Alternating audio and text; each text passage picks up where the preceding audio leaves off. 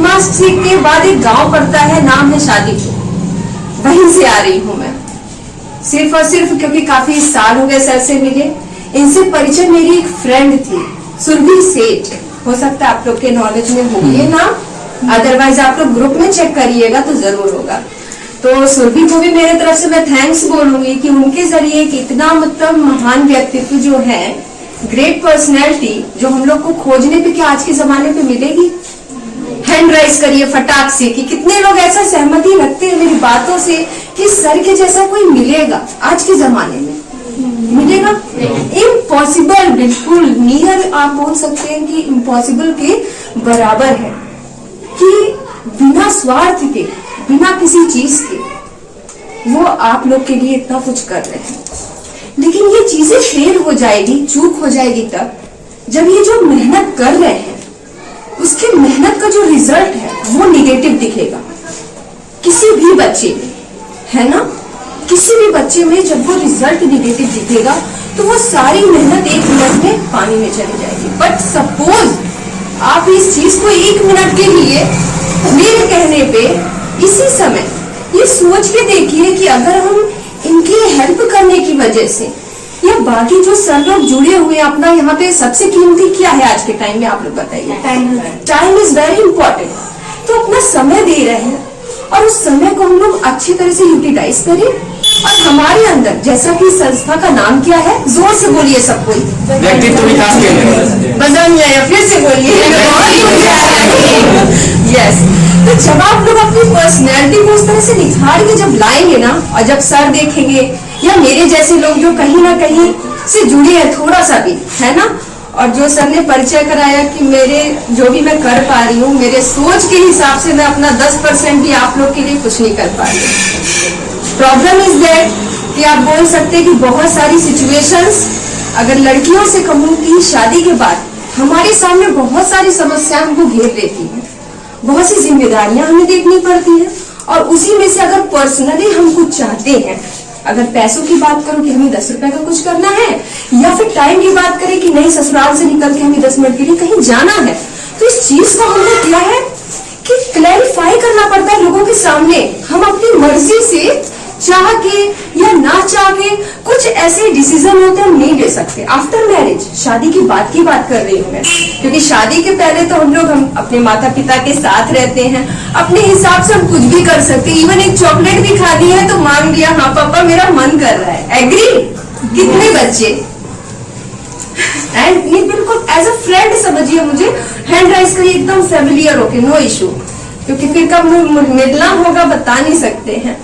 लेकिन जब शादी होती है, ये बातें मेरी स्पेशली आप लड़कियों के लिए है, शादी के बाद अगर एक चॉकलेट से लेके बड़ी से बड़ी चीज के लिए हमें पहले 10 बार सोचना पड़ता है, फिर ये सोचना पड़ता है वो सही है कि गलत। लड़के एग्री कर रहे हैं कि नहीं ये बताइए?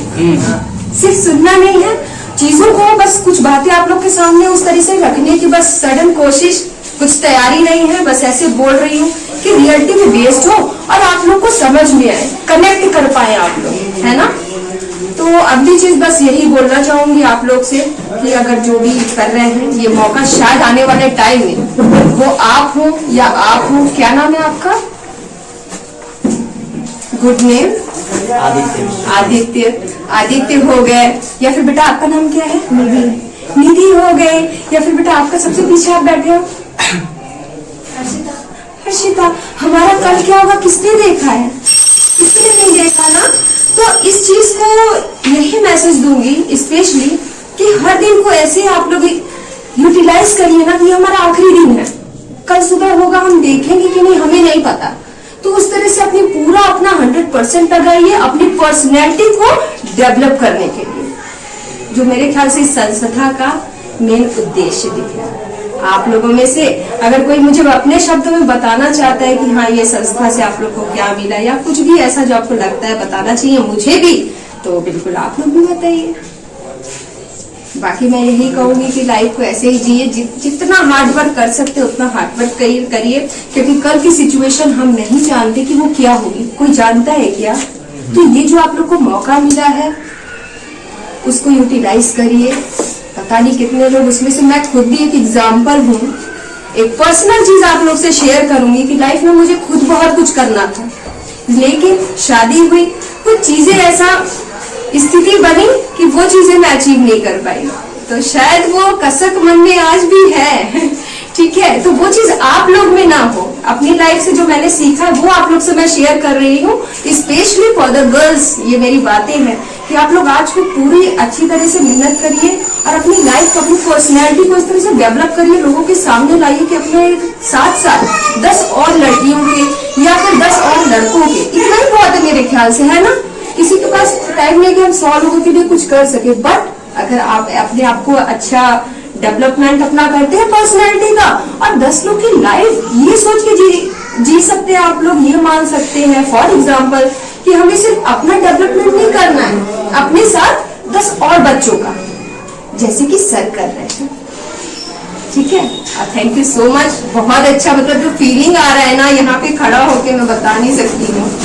उनको आपके संघर्ष के बारे में बताओ, ठीक, संघर्ष, अपनी लड़ाई के बारे में बताओ, इनका उस मोड़ पे है जहाँ जीवन से मुकाबला होने जा रहा है। लाइफ के बारे में अगर सिंपली हम बताएं, अगर बॉयज और गर्ल्स दोनों के लिए एक बहुत सच्ची बात है जो मुझे फील हुई है, अभी तक की जो उम्र का मेरा एक्सपीरियंस रहा है, जो अनुभव रहा है, लाइफ को समझते समझते मुझे ऐसा लगता है कि आधी उम्र हमारी ऐसी चली जाती है। जब तक हम 18 या 20 में जाते हैं ना, बिल्कुल ऑनेस्टी से मैं बता रही हूँ, और आप शांति से, आप लोग की जितनी भी एज है, आज रात में सोने से पहले जरूर अपने आप से पूछिएगा कि मेरी 18 की उम्र है, तो ये पिछले जो 17 साल थे वो कैसे गए, या हमने किया क्या। तो आप लोग को खुद लाइफ समझ में आएगी। उसमें से कुछ लोगों को जरूर फील होगा जैसे कि मुझे हुआ, ठीक है, क्योंकि मेरा मैच्योरिटी का जो लेवल था वो काफी समय के बाद आया। लाइफ को समझते ही समझते आधी लाइफ, और उसके बाद शादी हो। स्टार्टिंग से अगर जैसा कि सर ने कहा, तो 8 तक मेरी जो पढ़ाई हुई है GGIC से, बरेली से हुई है। मेरे फादर रेलवे में ट्रेन ड्राइवर थे, काफी सीधे सच्चे ऑनेस्ट इंसान की आज भी है नहीं साथ में। 2015 में उनकी डेथ हो गई थी आजमगढ़ में एक्सीडेंट के जरिए। 3 बच्चों ने, बहुत कम एज के बच्चे थे, बाइक से एक्सीडेंट हुआ उनका। और इनके बाद जब फादर का मेरा रिटायरमेंट हुआ 1996 में, 1996 में, तो हम लोग गाँव में आ गए। अब आप लोग सोच सकते हैं कि जब मैं 8 क्लास में, जब मैं यहाँ पे आई, हम लोग GGIC में पढ़ते थे, और उस समय जब हम लोग ठेकमा में, शादीपुर में हम लोग आए, मिट्टी से जुड़ी, मिट्टी को जाना, और जिस स्कूल में हम लोग, स्कूल का नाम था ठेकमा बिजौली आजमगढ़, वहां पे 8 से पढ़ाई एडमिशन फादर ने कराया, सरकारी स्कूल था। तो वहां बोरा लेके हम लोग जाते थे पढ़ने के लिए। आज तो हमारे बच्चे अच्छे अच्छे स्कूल में पढ़ रहे हैं ना, लेकिन हम लोग बोरा लेके जाते थे। तो मैं रोती थी फादर से कि मतलब हम लोग बाहर के बैग में जा रहे हैं, कुछ समझ में नहीं आ रहा, पेड़ के नीचे टीचर पढ़ा रहे हैं ना। तो लेकिन उसके बाद ये लगा कि नहीं, अब हमारी कंडीशन ऐसी है। फादर ने समझाया कि यहाँ पे ऐसे ही है, हम प्राइवेट में नहीं अफोर्ड कर पाएंगे। हम लोग 5 भाई बहन है टोटल, ठीक है, तो अफोर्ड नहीं कर पाएंगे। तो समझ गए हम लोग उस बात को। गवर्नमेंट स्कूल में हम इंटर तक मेरी पूरी एजुकेशन थी। उसके बाद वर्धा नाम सुना है कितने लोगों ने? वर्धा नाम नहीं सुना, किसी ने नहीं। अच्छा, के आगे बढ़ा, हाँ, ठेकमा के आगे आपका वर्धा पड़ता है, वहां से मेरा ग्रेजुएशन कंप्लीट हुआ। ग्रेजुएशन जाते जाते समझ लीजिए कि लाइफ, मतलब मेरा आप बिहेवियर में बताऊं तो ये था कि उस समय हम लोग कैंप करते थे फाइनल ईयर में, तो अगर बस भी छूट जाती थी तो मैं रोने लगती थी। ये था बचपना, अपना बता रही हूँ मैं। लेकिन होना क्या चाहिए था एक्चुअल में, मैच्योरिटी का लेवल बहुत हाई होना चाहिए था। बट हम कह सकते हैं कि कोई गाइडेंस मुझे नहीं मिला सर जैसा, जैसे कि आज आप लोग के साथ शायद उस एज में मुझे मिला होता तो शायद मैं आगे की जो 5 साल मैंने बर्बाद किए वो नहीं हुआ होता। तो वो गलती आप लोग नहीं दोहराइएगा, वो गलती नहीं दोहराइएगा। ग्रेजुएशन हुआ, उसके बाद TD कॉलेज जौनपुर का नाम सुना है आप लोगों ने? वहां मैंने एंट्रेंस दिया MA करने के लिए पॉलिटिकल साइंस से, ठीक है। उसके बाद मेरी एक फ्रेंड ने सजेशन दिया कि तुम कंप्यूटर एप्लीकेशन कर लो, क्योंकि technical education is very important इस समय में, और MA तुम कभी भी कर सकती हो। तो फिर उसके बाद हम लोग एक श्रीवास्तव सर थे जो ग्रेजुएशन पे हिंदी पढ़ाते थे, ठीक है। तो मैंने कहा बड़े हैं, उनसे भी पूछना जरूरी है। तो उन्होंने भी यही सजेशन दिया कि बेटा तुम MA एनी टाइम कर सकते हो, है ना। MA तुम कभी भी फॉर्म कर सकते हो, 2 साल का है। बट टेक्निकल एजुकेशन, यही बनारस में एंट्रेंस मैंने इसका भी दिया था, उसका भी दिया था। भगवान का आशीर्वाद उसमें भी निकल गया, इसमें भी निकल गया। कंफ्यूजन हुई तो टीचर्स ने, कुछ फ्रेंड्स ने डाउट क्लियर किया कि नहीं तुमको पीजीडीसीए करना है, तो मैंने गोरखपुर से पीजीडीसीए कंप्लीट किया। उसके बाद वहां से आए तो फिर आगे एमसीए या और कुछ करने का विचार था, बट जैसे कि होता है ना मध्यम परिवार में हम लोग रहते तो हम लोग अफोर्ड नहीं कर पाते। और फादर के मन में क्या आता है कि अब हम मनी पैसा लगाएंगे तो हमको उस हिसाब से लड़का भी खोजना पड़ेगा। तो सेम चीज मेरे फादर के मन में भी आई कि रेनू अब हम पैसा नहीं लगा सकते, जो हमने पीजीडीसीए तुमको कराया वो कराया, अब तुम्हारा जितना हम आगे का एमसीए या अदर कोई एजुकेशन मुझे डिग्री लेनी है तो उसमें तुम्हारी हम शादी कर देंगे। सही लगी बात कि ठीक है, आर्थिक स्थिति हमारी उतनी नहीं है कि हम 1 लाख 2 लाख भी बहुत होते थे तब के टाइम में। 2005 में मेरा कंप्लीट हुआ है ना, 2005 में। और उसके बाद तो मैंने बोला चलो ठीक है, मन नहीं लगता था तो प्राइवेट स्कूल में कैसे आप लोग हैं, इंटर कॉलेज तक मैंने ग्रामर पढ़ाया हुआ है, इंटर कॉलेज तक ग्रामर पढ़ाया बच्चों को, सिर्फ एक ही पेपर वही मेरा था ही, और बाकी 1 साल हो गया और 1 साल मैंने छोटे छोटे बच्चों के साथ बिताया है, जो प्री के हैं, एलकेजी के हैं, यूकेजी के हैं। प्रिंसिपल ने सारी मेरी उसी में लगा रखी थी कि मतलब आप कहानियां सुनाओ बच्चों को, इस तरह से करो, आप कर लेते हो, मतलब भरोसा था कि रेनू कर ले जाएगी। क्योंकि होता क्या, देखिए आप लोग कितनी सिंसियरिटी के साथ सुन रहे हैं ना मुझे, अगर यहाँ पे इतने छोटे छोटे बच्चे होते तो सुनते क्या, कोई उधर भागता कोई उधर भागता, उनको पढ़ाना बहुत टफ है। तो ज्यादातर 1 साल उसमें मेरा, 2 साल पीजीडीसीए करने के बाद वो भी किया। उसके बाद रिश्ता आने लगा, शादी फादर खोजने लगे, आने क्या लगा, मेरे फादर जाने लगे एक्चुअली, देखे शादी पसंद आई, शादी हो गई। शादी के बाद रियलिटी इज दैट, ये बहुत लोगों की कहानी होगी कि परिवार से जुड़ने के बाद एजुकेशन से कुछ करने से बहुत दूर हम हो गए, बहुत ज्यादा दूर, और हम बोल नहीं सकते मतलब कि कितना उसमें दर्द है। वो जो आज की डेट में आप लोग करना अगर कुछ चाहते जीवन में और वो आपको ना मिले तो वो पेन आप लोग तब समझ पाइएगा। लेकिन फिर भी कुछ ना कुछ खाली बैठे रहना, तो मोबाइल का सही यूज करना है ना, जैसे अभी इंटरनेट है, कोई गाना सुन रहा है, कोई कुछ कर रहा है, कोई अपनी क्या हमको सब्जेक्ट करना है या कोर्स करना है, वो तो आपके ऊपर है ना, आप नेट का यूज कैसे करते हो। 2 GB 1 GB किसके फोन में नहीं है आज, सबके पास फोन है, स्मार्टफोन हर किसी के पास है, लेकिन लोग उसको यूज करना नहीं जानते हैं। लेकिन तब में मेरे टाइम में वो भी नहीं था, कीपैड के फोन चलते थे, लैंडलाइन, फिर उसके बाद कीपैड आया, फिर धीरे धीरे अब स्मार्टफोन आया। तो ईश्वर का शुक्रिया करना चाहिए कि आप लोग जिस इस समय में हैं, आप लोग को सारी फैसिलिटीज है ना, तो उस चीज को आप लोग करिए। और शादी की जो बात मैंने बताई, उसके बाद जो शिक्षा से दूर हुई, फिर कुछ ना कुछ करते रहना, परिवार देखना। फिर मेरा एक बेटा है 13 साल का, अभिकम नाम है उसका, तो उसके साथ जुड़ाव हो गया कि नहीं, कैसे एक माँ जब बच्चे को जन्म देती है तो वो अपना सारा सपना किसमें देखती है, कौन जवाब देगा, बच्चे में अपने, कि अब हमको कुछ हो ना हो मेरा बच्चा जरूर वो कर ले, है ना। सेम चीज नॉर्मली जो सब सोचते मेरे मन में भी आया। तो अपनी पूरी मेहनत आप लोग 4 बजे से शाम का 4 से 8 मैंने अपने बेटे को दिया था। यहाँ तक कि मेरी जेठानी के जो बच्चे थे उनको भी मैंने खुद पढ़ाया, ट्यूशन में कोई नहीं दिया है। जब तक मुझे आया, जो चीज मुझे लगा कि मैं पढ़ा सकती हूँ वो हुआ।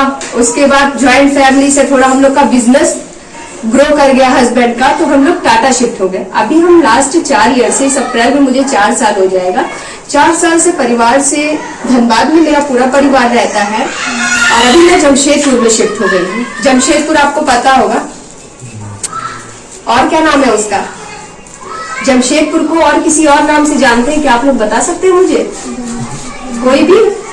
टाटा नगर, रतन टाटा के नाम पे वो नाम पड़ा है, ठीक है। आप लोग देखिएगा, सर्च करिएगा गूगल में, काफी कुछ पढ़ते रहिए, देखते रहिए, कुछ भी नया नाम जैसे सुन लिया ना उसको जाके सर्च करिए, जानने की इच्छा रखिए कि हाँ ये चीज है क्या, है ना। तो वहां गए लास्ट 4 साल से, तो हम लोग का 2 ऑफिस था। लेनोवो मोटरोला, कितने लोग फोन चलाते हैं उसका, मोटरोला फोन यूजर कोई है तो एक उसका ऑफिस, अच्छा आप मोटरोला चलाते हो। और एक और ऑफिस है जिसमें बहुत सारे मल्टी ब्रांड हैं, जैसे कि आपका नोकिया हो गया, रियलमी हो गया, लैपटॉप का हो गया, तो ये सारी फ्रेंचाइजी मेरे हस्बैंड देखते हैं और मैं सिर्फ मोटरोला देखती थी। 1 साल 1.5 साल तक ये सिलसिला चला। तो ये स्ट्रगल ही मैं कहूंगी कि मेरे लाइफ में कुछ ना कुछ ऐसा आता गया कि जो मुझे कुछ ना कुछ करने से रोकता चला गया। एक बार बीएड का भी फॉर्म मैंने डाला था, बट उस साल एग्जाम ही कैंसिल हो गया था। मेरे इन लॉ मुझे लेके जा रहे थे एग्जाम के लिए, कैंसिल हो गया था और जौनपुर पहुंचते पहुंचते हम वापस आ गए थे। उसके बाद जब यहाँ आए तो फिर आपका कोविड का बहुत आप लोगों ने देखा कितना असर उसका हर किसी पे रहा। थोड़ा असर मेरे पे भी आया, बेटे को देखना पड़ा, फिर ऑफिस भी जाना बंद हो गया, ऑनलाइन क्लासेस थी। और बेटे की जैसे कि एज है 13 साल। 13 साल की उम्र एक ऐसी उम्र होती है जिसमें हम अपने बच्चे को एक फोन के साथ, इंटरनेट के साथ हम नहीं छोड़ सकते। ऐसा मुझे लगता है, ऐसा मुझे लगा। तो फिर मैंने सोचा जब फैमिली के लिए, सबके लिए मैंने इतने सालों कुछ नहीं किया, तो अब किसकी बात है? अब मेरे अभिकम की बात है, मेरे बच्चे की बात है। तब मैं घर पे फिर रहने लगी। उसके बाद भी एक होता है ना, अगर आपको करने का कोई जुनून है तो आप बैठ नहीं सकते हो। तो फ्रेंड ने सजेशन दिया कि तुम घर में बैठी हो खाली, तो तुम यूट्यूब चैनल खोल लो। आप लोग सर्च करिएगा, रेणु अभिकम के नाम से मेरा चैनल है। उस पर कुछ कुछ वीडियोस, अभी लास्ट 2 मंथ से कुछ प्रॉब्लम था, तबीयत कुछ डाउन थी, फिर अभी मैं इधर घूमने यूपी इधर आ गई, तो पॉसिबल नहीं हो रहा कंटिन्यूअसली वीडियो डालना, हो नहीं पा रहा है। तो उस पर काम करने लगी कि चलो खाली बैठे हैं तो कुछ कुछ मेरा पढ़ना है, डालना है, देखना है, कुछ यही चल रहा है। अब आप लोग इसको स्ट्रगल करिए, लाइफ का मेरा जो भी रहा है।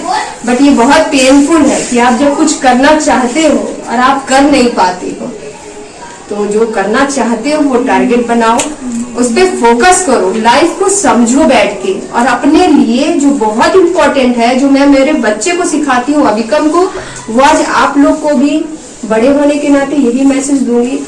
मॉर्निंग में जरूर उठिए, 10 मिनट का मेडिटेशन जरूर करिए, उसके बाद 5 मिनट खुद से बात जरूर करिए कि आपने खुद के लिए क्या किया, या आपने अपने पेरेंट्स के लिए क्या किया, या आपके जो रिलेटिव्स हैं आपने उनके लिए क्या किया। यहाँ पे अपने हस्बैंड के लिए मैं बहुत प्राउडली फील करती हूँ कि आज मैं 1 रुपया नहीं कमाती, मैं 1 रुपया नहीं अर्न करती, मेरा यूट्यूब का जो अर्निंग आएगा वही आएगा, वो इस संस्था में ही आएगा। ये मैं आज बोल रही हूँ, लेकिन जिस दिन मेरी सर से बात हुई मैं डिसाइड कर चुकी थी, क्योंकि हमारे जो मेरे हस्बैंड है इतना कमा लेते हैं कि हमारी जीवन याचिका चले, उससे खाना पीना राशन सब चले, बच्चे की पढ़ाई, तो वो उनसे पहले ही डिसाइड हो चुका है कि उससे जब भी कभी अर्निंग आएगी तो वो किसी अच्छे काम में ही जाएगी। तो ये सारी चीजें आप लोग जरूर करिए। उसके बाद कितने लोग योगा एक्सरसाइज करते हैं वो बता दीजिए मुझे, हैंड राइज करिए फटाक से। कैसे पर्सनैलिटी डेवलप होगी बताइए। मेडिटेशन कितने लोग करते हैं? मेडिटेशन 0, इसका मतलब आप लोग अभी भी बहुत पीछे। लाइफ 2022 आ गया, तो ये चीजें बिल्कुल अपने लाइफ में अगर अपने आप को रियली में चेंज करना है, इस संस्था के नाम पे आप लोग आ रहे हैं कि नहीं, यहाँ हम अपनी पर्सनैलिटी को ग्रो कर पाएंगे। तो आज की लाइफ में अगर आप मेडिटेशन से दूर हैं, आप योगा से दूर हैं, आप एक्सरसाइज से दूर हैं, तो इट मीन्स, मुझे लगता है, मैं अपना पॉइंट ऑफ व्यू शेयर कर रही हूँ, कि आप अपने आप से दूर हैं। आप अपने आप से दूर है कहीं ना कहीं। आपने अपने आप से 5 मिनट बात नहीं की, इट मीन्स कि आप समझ ही नहीं रहे हो अपने आप को। तो ये चीजें आप जरूर करिए। अभिकम को मैं डेली कराती हूँ, वो करता है। पूजा पाठ, स्पिरिचुअलिटी है, अगर कितने लोग भगवान में आस्था रखते हैं, जल्दी हैंड ऐसे राइज करिए। आप लोग पर्सनैलिटी में इसमें पढ़ते हैं आप लोग वेरी गुड। अगर आप लोग स्पिरिचुअलिटी में विश्वास करते हैं तो ईश्वर को 5 मिनट जरूर दे दीजिए, है ना। ये जो हम अगला दिन जो सूरज उगेगा देखेंगे, किसकी देन है? ईश्वर।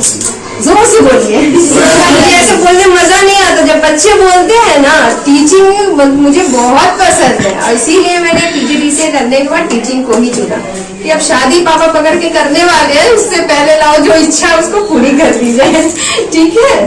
तो स्पिरिचुअलिटी में अगर आप लोग भरोसा करते हैं, ईश्वर से जरूर अपना जो दुख है, सुख है, 5 मिनट बैठिए, आपको बहुत हल्का लगेगा।